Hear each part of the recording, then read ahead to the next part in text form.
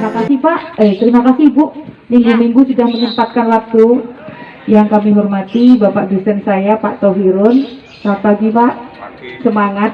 Bapak rawuh sudah mulai jam 7 pagi. Helmi Sidoarjo Bu. Ya.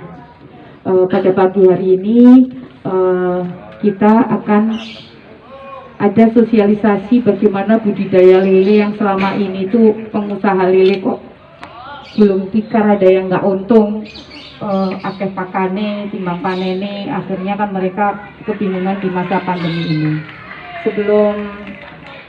Sebelum disampaikan oleh Pak Tohirun, ada sedikit sambutan dari Ibu Lurah kami. Monggo Ibu, kami persilakan.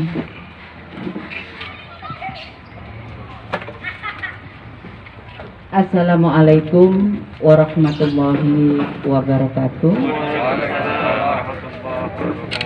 Salam sejahtera bagi kita sekalian yang kami hormati, yang kami taati, Bapak Tim Penggerak PKK Kelurahan Jambangan dan Ketua Poktan Satu Padu TP PKK Kelurahan Jambangan, terlebih saudara kami dari Kelurahan Jagir.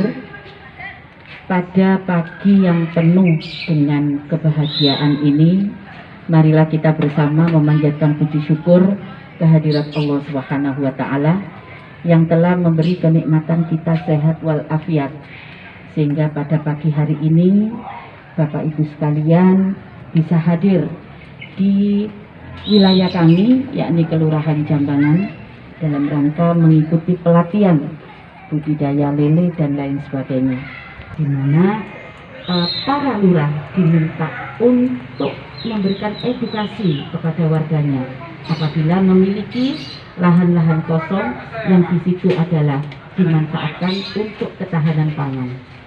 Saya merekam dari apa yang telah disampaikan 100 untuk menumbuhkan satu lembaga lagi, sehingga kami beri nama Poktan, Kelompok Tani Satu Padu, dengan harapan Bapak Ibu sekalian, ketahanan pangan yang dilaksanakan oleh tim penggerak PKK tentunya bisa bermanfaat bagi warga masyarakat Jambangan.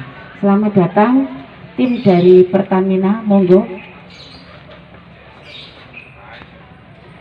Untuk itu, dengan ucapan Bismillahirrahmanirrahim, pelatihan budidaya lele pada pagi hari ini kami buka.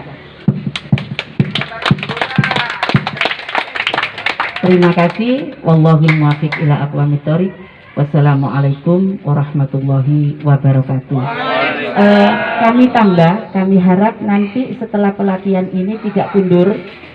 Karena apa? Karena ada 2 giat yang harus kita support, yakni pertama adalah penanaman benih yang penaburan lele, dan yang satu penanaman. Assalamualaikum Bapak, apa kabar yang di belakang? Setahun kita tidak ketemu nih Pak, tapi alhamdulillah semangat. Sudah lupa kayaknya. Boten Pak, saya selalu ingat. Alhamdulillah, iya. Begitulah Pak warga kami Pak, mohon maaf Pak ya. Mbak Nuril monggo, ada 2 kursi kosong ya. Biar tidak terlalu siang karena ada beberapa kegiatan. Jadi mungkin untuk materinya, karena kita di lapangan, jadi slide-nya tidak kelihatan. Nanti Pak Tohirun akan menjelaskan setuntas-tuntasnya. Jangan sungkan-sungkan Bapak Ibu untuk bertanya. Tetapi nanti akan kami kirim ke grup materi tersebut, gitu ya. Untuk Pak Tohirun kami silakan, monggo Bapak.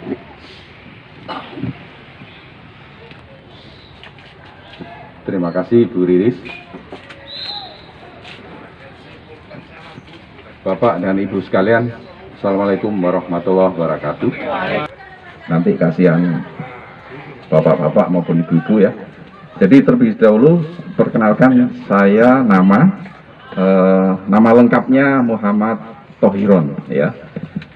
Nama populer sering dipanggil dengan Pak Roni Patikawa ya. Kenapa Patikawa? Karena itu saya dulu pernah luar Jawa. Sehingga Patikawa itu ada julukan patah hati karena wanita. Dan itu guyon ya. Oke ya. Jadi saya lanjutkan tentang budidaya lele wabil khusus pemeliharaan ya. Jadi kembali habitat saya asli Sidoarjo, Bu. Jadi saya dulu secara akademik pernah di Akademi Usaha Perikanan, di akuakultur, di Lampung, di tambak ya. Jadi saya pernah nambak itu kurang lebih 10 tahun ya. Waktu itu masih jaya-jayanya udang windu. Dan saya betul-betul menikmati hasil daripada udang windu. Tapi sekarang karena kualitas lingkungan dan lain-lain, sehingga berganti menjadi faname sekarang ya. Jadi tidak semanis windu zaman yang lalu ya Pak. Nah kembali soal lele, jadi lele ini merupakan komoditi ikan yang paling minded di masyarakat ya. Jadi hampir masyarakat itu tidak bisa dipisahkan dari lele ya, ikan lele ya. Begitu juga tanaman yang sering kita gunakan yaitu keluarga, terong, lombok dan seterusnya, tomat ya. Kita nggak bisa dipisahkan dari itu. Sama halnya dengan lele. Nah, kunci ternak lele, budidaya lele dan ternak apapun itu satu, Bapak ya. Ya. Jadi itu kunci utama ya dalam teknik budidaya ternak khususnya ikan lele dan juga ternak-ternak apapun. Nah, oleh karena itu maka yang jadi indikator atau ukuran adalah Bapak itu menjadi daging ya, menjadi pertambahan bobot badan ikan.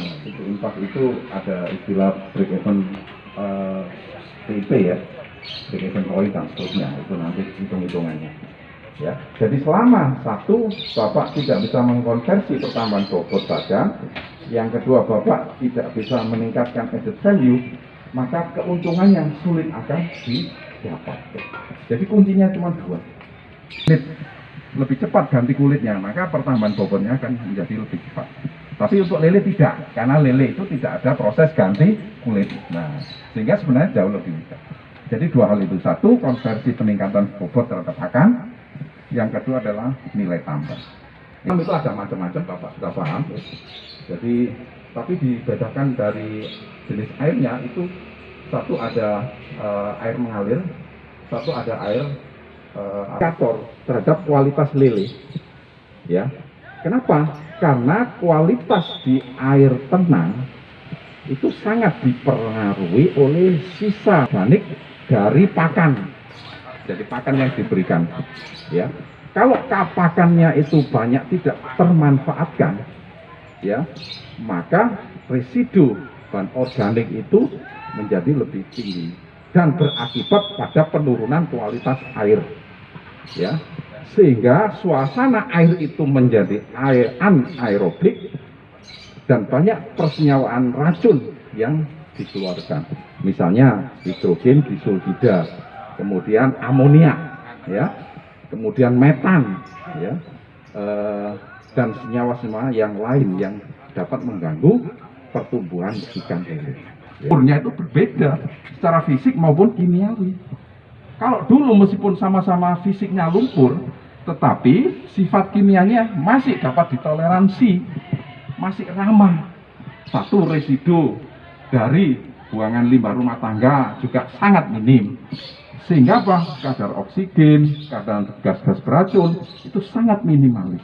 Meskipun lele itu terbenam lama berhari-hari, dia nggak akan mati. Coba sekarang digot-got, Bapak pernah menjumpai lele enggak? Enggak ada. Dulu Pak, saya kecil itu suka nyari ikan lele di sungai-sungai yang sebenarnya menurut orang sekarang itu kotor banget. Tetapi nitrogen disulfida, kemudian amonia dan metan. Nah, ini sangat mengganggu, ya, untuk kolam. Nah, kolam apapun itu oke, selama kualitas airnya bagus dari beberapa indikator fisik tadi dan kimia. Entah itu kolbun, kolam bundar yang pakai terpal, entah itu kolam dari tanah, ya, entah itu kolam dari semen, apapun is oke. Masing-masing punya karakteristik sendiri, punya kelebihan dan kekurangan. Semua bisa digunakan, ya. Jadi teknologinya standar sudah ada, tinggal teknologinya diamalkan itu jaminannya surga. Tapi kalau teknologi itu sebenarnya tidak wajib. Yang wajib itu adalah ilmu. Ya. Karena apa? Karena teknologi itu merupakan pengembangan. Nah, sehingga kembali ke persoalan kolam lele, ya, semua jenis kolam, ya, semua tipe kolam itu bisa digunakan. Yang berbeda adalah improvisasinya, handlingnya, penanganannya, karena masing-masing daerah punya spesifikasi tertentu. Nah, ya, oke. Nah, setelah kolam ada. Nah, untuk kolam-kolam tanah, Bapak, yang nggak tahu kolam ini kemarin itu sudah disterilisasi apa belum? Sudah, nggih. Nah, jadi sebelum dilakukan sterilisasi ini ada yang namanya treatment, ya. Nah, dasar kolam itu mestinya harus dikelantang dulu, Bapak. Kalau itu dasar tanah ya, kolam tanah, itu harus dikelantang, dikeringkan. Ya, jadi dikeringkan itu untuk proses oksidasi supaya gas-gas beracun itu di kelantang itu akan terjadi proses oksidasi. Ya, nah setelah kelantang dikeringkan, baru kemudian disterilisasi. Disterilisasi itu dasar kolam bisa dilakukan pengapuran. Ya, dolomit itu kalsium magnesium karbonat, biasa dikenal sebagai kapur pertanian. Bisa juga dengan kalsit. Kalsit itu kalsium oksida. Tapi paling bagus itu adalah dolomit, kalsium, magnesium, karbonat. Jadi kalau Bapak pirsa, kalau batu kapur di daerah Gresik, Tuban dan seterusnya, kawasan Pantura, itu kan banyak gunung kapur. Nah, itulah dolomit. Jadi batu kapur itu dihancurkan, kemudian dipakai kapur pertanian. Jadi masih ada MG-nya. Itu paling bagus. Tapi kalau kalsit, batu kapur itu dibakar. Ya, dibakar yang untuk bangunan itu namanya kalsit, jadi kalsium oksida. Nah, tapi lebih baik pakai kapur formalin, ya, disemprot, kemudian dikeringkan lagi, baru setelah itu diberi air. Nah, setelah semua proses pre-treatment ini dilakukan, soalnya panen-panen. Nah, itu ideal, Pak, ya. Jadi SOP itu kan mengacu ke yang tataran ideal. Kemudian ada improve silakan ya. Tapi paling tidak ada bracket. Ya. Nah, baru kemudian perutnya kembung. Ya, Kembung betul. karena apa? Betul, Bapak. Jadi penyakit kembung itu adalah penyakit non infeksi. Itu disebabkan karena timbunan gas yang ketika kita memberi pakan itu tidak berhasil menyerap air, ya, sehingga dalam kondisi kering, ya, pakan ini sulit terimbibisi. Napa bahasa ini? Terimbibisi itu sama dinas peternakan 500. Nggih. Alhamdulillah. Oleh duit itu petak kasus. Habis gitu uang 400 kita tambah 100.000, kita belikan 1.500. 1.500 itu ikannya 500, pakannya 900, ketemu 1,4.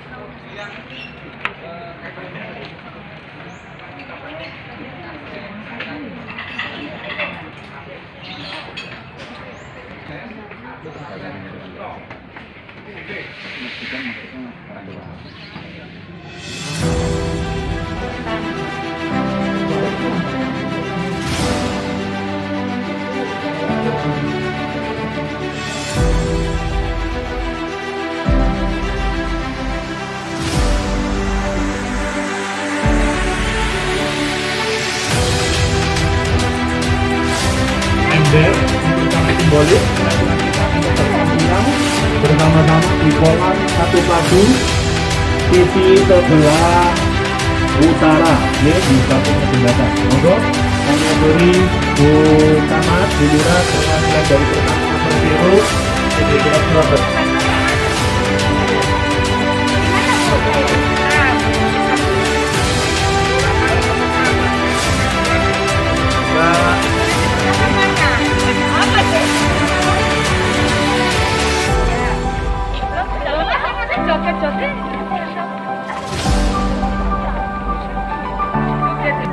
Bahwa sekali lagi ini adalah bantuan stimulan dari CSR PDPM Surabaya Group PT Pertamina Persero cabang kota Surabaya yang letaknya di Perak sana di Timur 5 Gajil. Hari ini telah ditebar 10.000 ekor lele yang akan ditebarkan di kolam lele dan tata ruang kecil ya.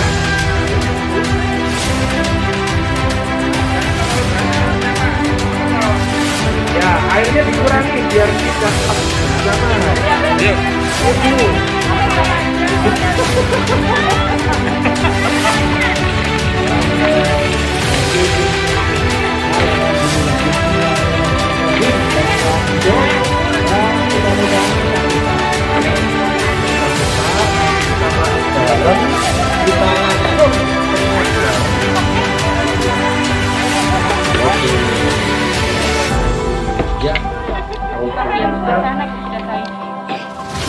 Sudah ya?